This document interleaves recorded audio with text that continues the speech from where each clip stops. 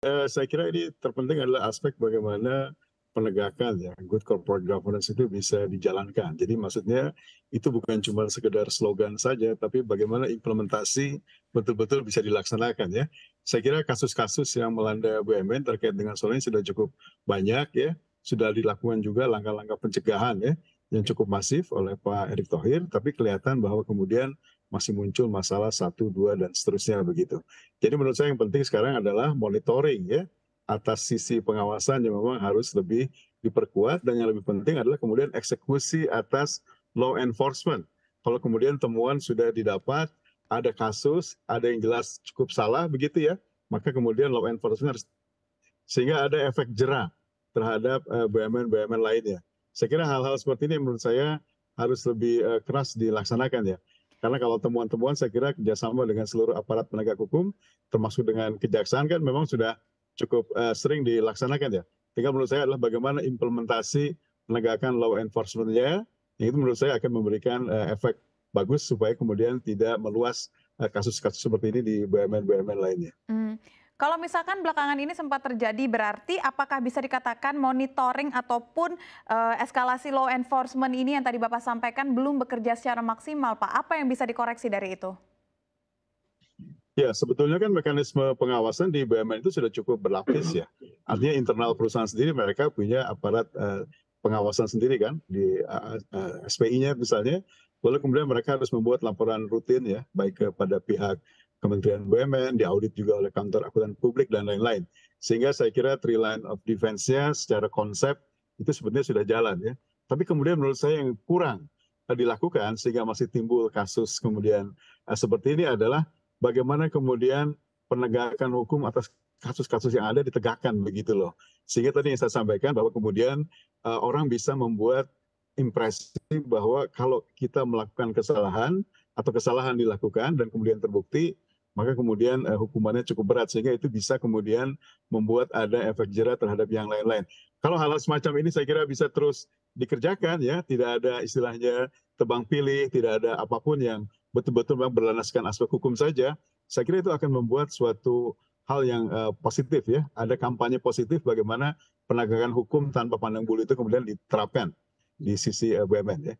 Baik, tadi kan saya sempat menanyakan sebelum jeda, dengan adanya bersih-bersih BUMN ini seberapa jauh dampaknya ataupun seberapa jauh hal yang mungkin bisa didapat oleh BUMN jika benar-benar BUMN bersih, Pak?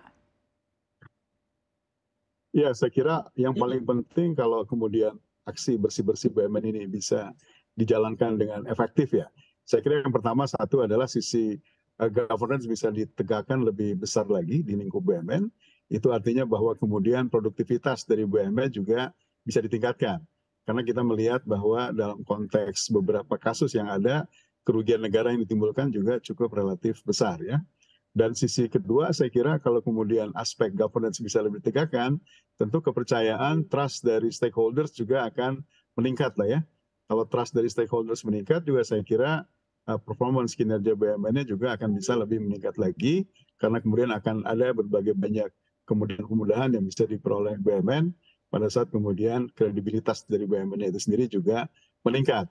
Saya kira itu poin-poin penting kalau kemudian penegakan hukum atas berbagai macam kasus yang ada BUMN bisa dilaksanakan dengan lebih baik lagi sehingga kemudian image citra BUMN akan membaik dan itu punya hubungan baik juga nanti kemudian dengan bagaimana kredibilitas BUMN di mata para stakeholders-nya. Saya ingin kembali lagi ke Pak Ketut. Pak Ketut, sebenarnya seperti apa sih sistem ataupun kerjasama yang terjalin, teknis kerjanya seperti apa antara BUMN dan juga Kejagung dalam upaya bersih-bersih ini, Pak? Jadi begini Mbak, kami di Kejaksaan Agung ini kerjasama tidak saja dilakukan oleh BUMN ya, beberapa kementerian juga kita melakukan MOU ya terkait dengan tadi pencegahan sekaligus penindakan ya terkait juga dengan tata kelola pengelolaan BUMN dan terkait juga dengan pengamanan serta pengawalan terkait proyek-proyek strategis nasional itu juga kita lakukan kerjasama ya. Uh, untuk khusus BUMN karena Pak Erick ini agak proaktif dalam hal bersih-bersih BUMN ya. Pak Erick ini punya jadwal tersendiri dengan Pak Jaksa Agung untuk berkonsultasi termasuk juga direksi-direksi yang ada di BUMN konsultasi mengenai bagaimana tata kelola ketika bergulir adanya kasus sudah di persidangan dan bahkan sudah mempunyai kekuatan inkrah. Nah, dilanjutkan nanti kerjasama ke depannya juga terkait dengan penyerahan aset-aset yang kita sita dari berbagai kasus yang Asabri, asuransi Jiwasraya, bagaimana polanya kalau gitu kita serahkan ke BUMN itu.